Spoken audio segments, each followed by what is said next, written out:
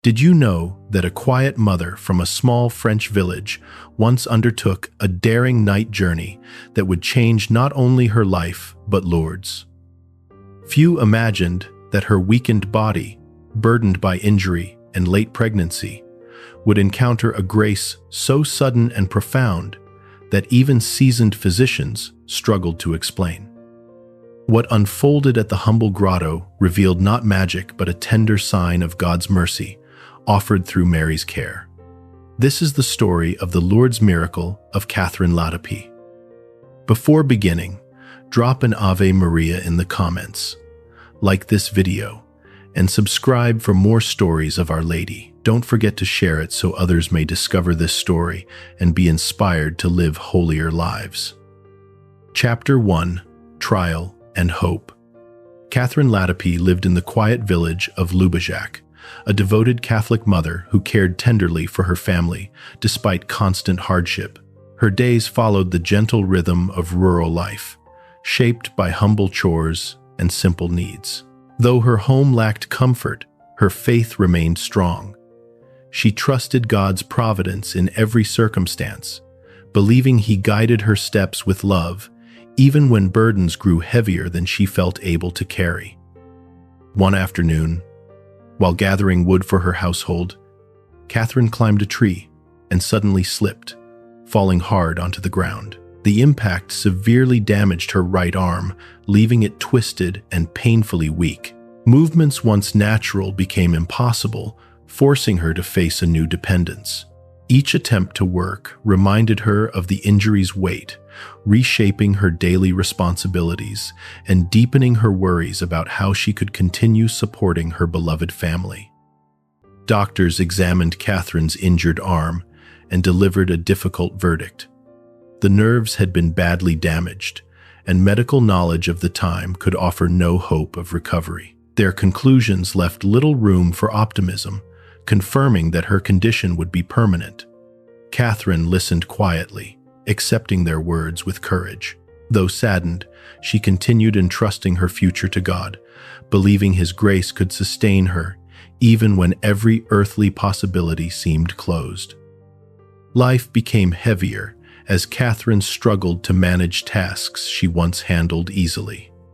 Preparing meals, caring for her children, and maintaining her home grew increasingly difficult. Exhaustion often settled upon her, not only from physical strain, but from the quiet sorrow of feeling limited. Still, she persevered, offering each hardship to God. In silent moments, she whispered simple prayers, trusting that He saw her burdens and understood the depth of her struggle. Amid her trials, Catherine nourished a simple yet unwavering trust in the Lord. She believed that God never abandoned those who approached Him with humility. Each evening, she entrusted her pain to the Blessed Mother, seeking comfort rather than miracles. Mary's gentle presence became her refuge, strengthening her spirit when discouragement pressed close. Through these quiet offerings, Catherine learned patience, discovering hope that still endured even when her circumstances felt overwhelmingly heavy. When news spread that a mysterious lady had appeared to young Bernadette in Lourdes, Catherine listened with growing wonder. She did not immediately think of herself, yet something hopeful stirred within her heart. The possibility that heaven was drawing near awakened a quiet longing she had not felt in years. Though uncertain, she sensed an invitation of grace, encouraging her to believe that God might be preparing a moment of unexpected consolation.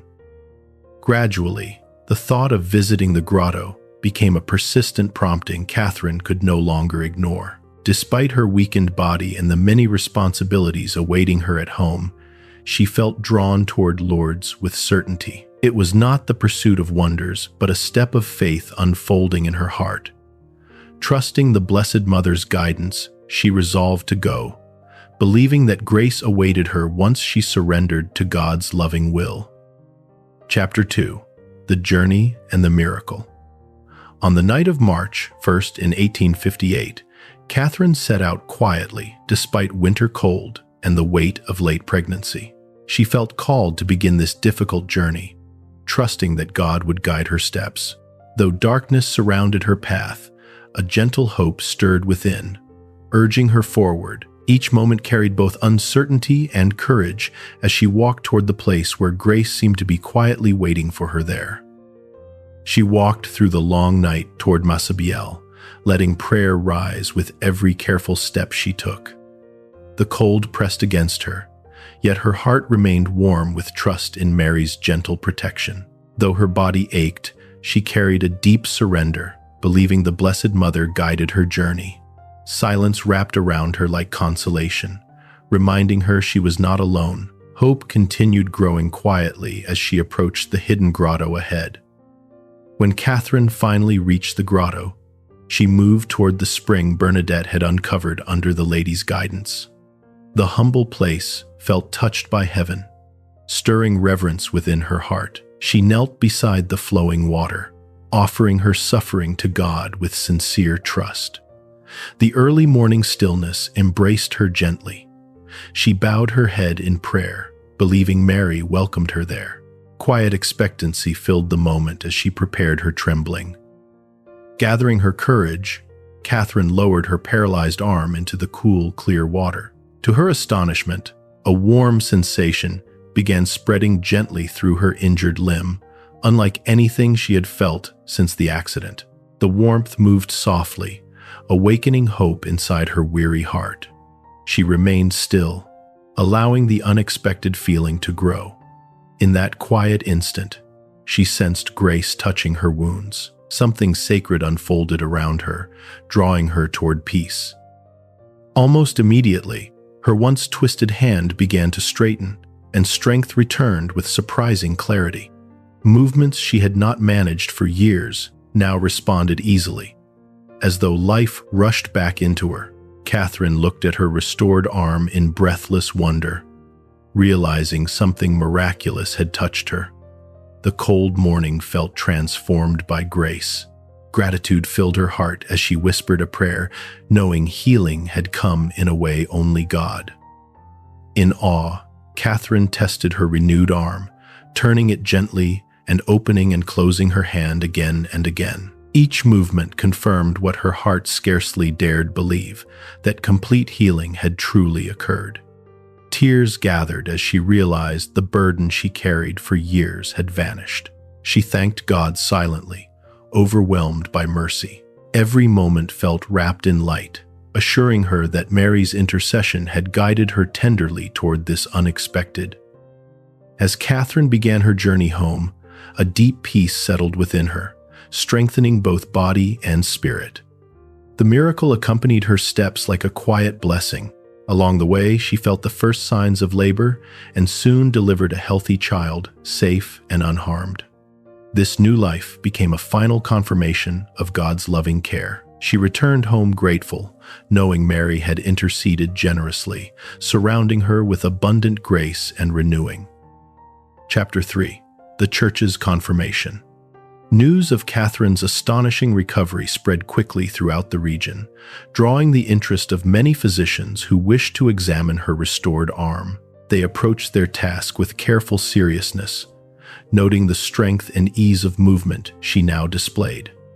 Each visit left them increasingly impressed, for nothing in her condition suggested lingering weakness. Their collective observations formed the first layer of evidence, pointing towards something far beyond ordinary human healing. The medical records gathered prior to her journey clearly documented the severity of her nerve damage, describing her arm as permanently impaired.